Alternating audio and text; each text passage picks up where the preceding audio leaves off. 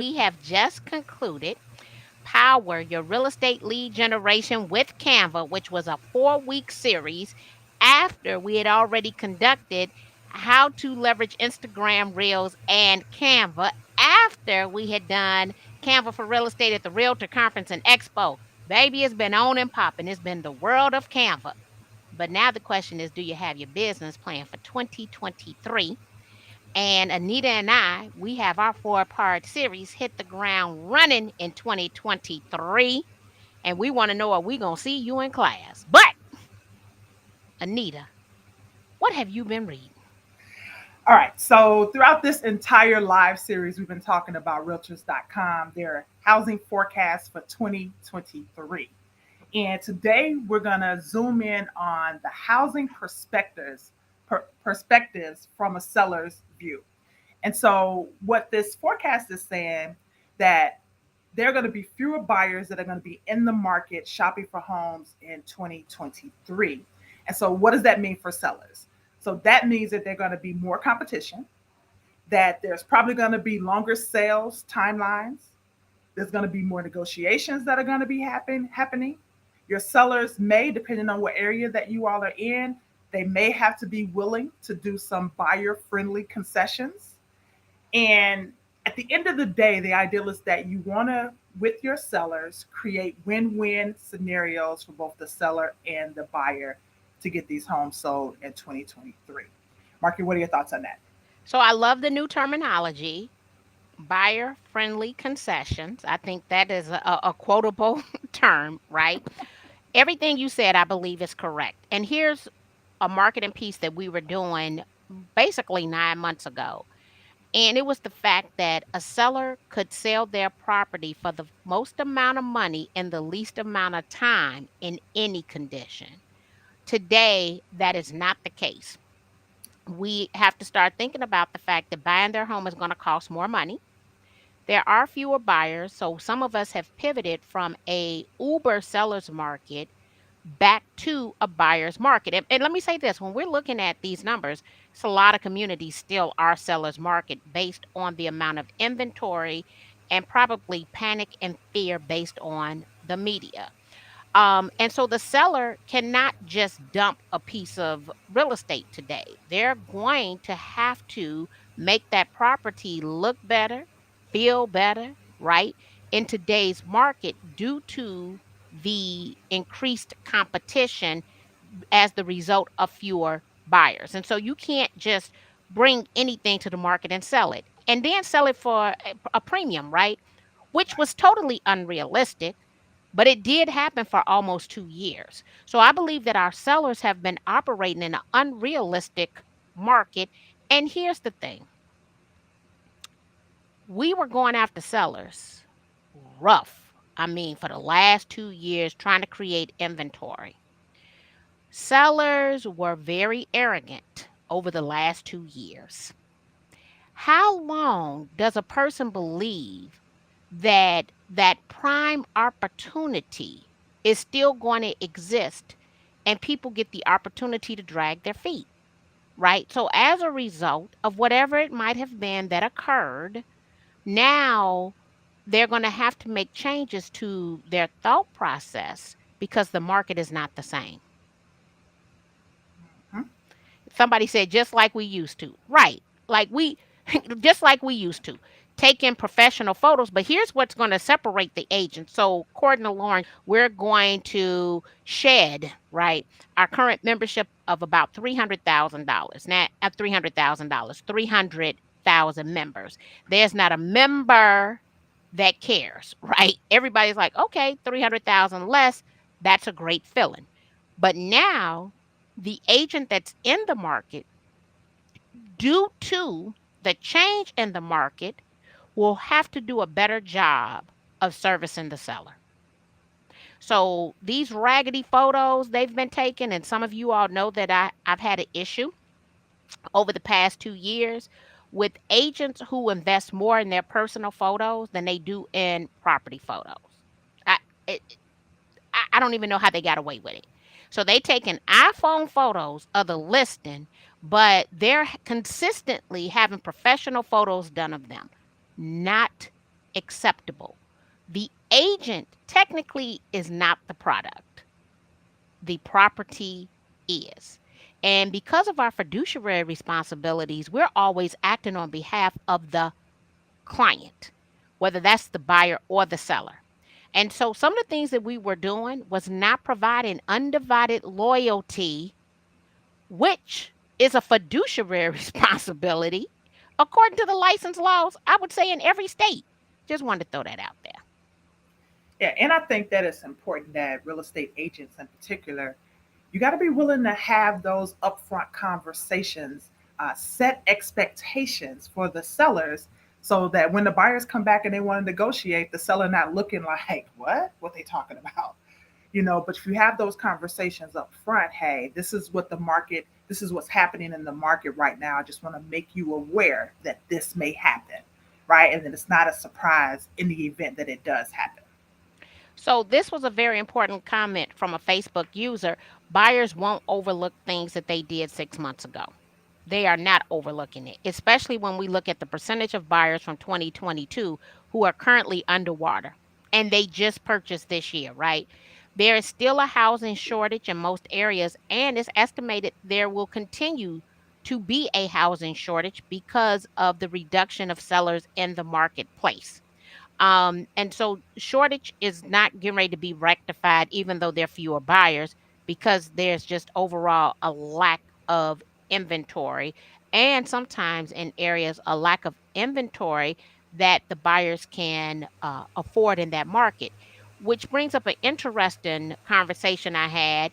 And we are always talking about affordable housing. And one of the congressmen stated that it's not about a lack of affordable housing, it's a lack of housing that people can afford, right?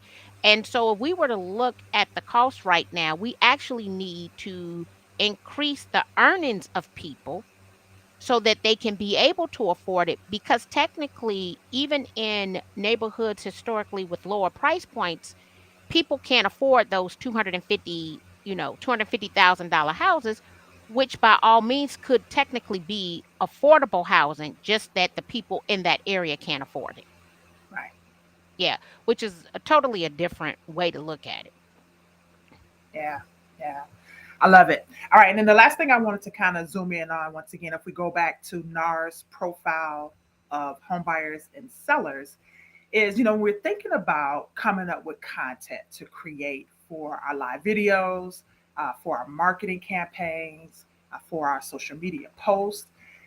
There is a section in here on page 102 that talks about primary reasons for selling previous homes. So, why are sellers looking to sell their previous homes or sell their homes, their current homes?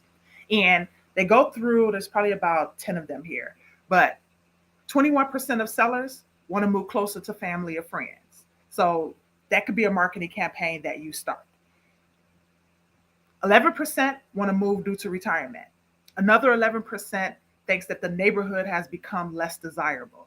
10% home is too small. 9% change in family status, so a marriage, a birth of a child, divorce. 8% home is too large. 7% job relocation.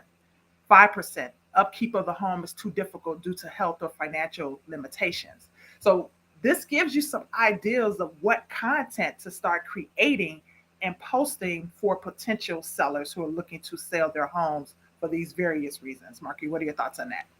Well, when I listen to the reasons, it's one of the reasons that I'm going to earn the CDS, the Certified Divorce Specialist, because some of these dynamics are definitely tied to a divorce situation, to have a better understanding of what that looks like. It seems like also a couple of the reasons are tied to aging, right? And so in my age bracket, if Skylar was to relocate and was having a child, I would likely look at that place. I would then also want to have a house where everything is on one level. So I would not be looking for a two-story home. So to move closer to family, then the how the house, essentially the amenities of the house would change based on my age. And so I believe all of those are viable reasons. I believe that a realtor could have a landing page for every last one of those reasons, and that then that realtor member should interview an expert on every last one of those subjects. So let's go back to the first two subjects. What did they say? I want to move closer to friends and family, Okay. and then moving due to retirement. Okay. So moving to retirement and friends and family. I'm also thinking about the Redfin migration tool. Hmm. I would maybe have a family expert talk about creating legacy or what to do with the sales and proceeds of your house to leverage it for the next generation. Okay. And then retirement, how to best purchase your next home in retirement and what does that look like? What funds do we access? What's going to be the best tax strategy for your family? What state should you set a trust in regardless to where you're going to live? And for me, and looking at buying a second home, I'm only looking at states that do not have state income taxes to offset the cost of the purchase because Stephen and I would be able to reduce our state taxable income substantially, which will help to offset the cost of buying the house. Yeah, so I'm looking at all these different experts that we can interview with a link to a landing page where we provide a PDF or handout that solves those situations for that top 10. Yeah, yep. You could do checklists. You know, you can create anything. To give away, to collect, to start building to fill in your CRM. And we want to thank Jerry. Jerry is not sure of his installation day, but he is going to be the president of the Minneapolis Area Association of Realtors. I hope I got my acronyms all together there. So congratulations to Jerry. I don't know if he was installed this year or will be installed next year, but he is definitely the man and will be the president. Thank you very much. They're saying great thoughts. Our goal is to concentrate on solutions, not on the problem, right? Absolutely. And how do we leverage the plethora of tools that we receive as realtor benefits and all of the free tools that are out here? It costs us nothing to pull in a strategic partner or an affiliate member in order to interview them, and you can create landing pages for free leveraging Google Forms and or with inside of your customer relationship management system. The question is us just becoming that resource solving problems, historic problems and new problems in today's real estate market, and figuring out, who's our target audience and where can we provide value. That is definitely a goal that we have in anything that we're doing, because it's if you are of value to people, then you're going to have more longevity in this business. Absolutely.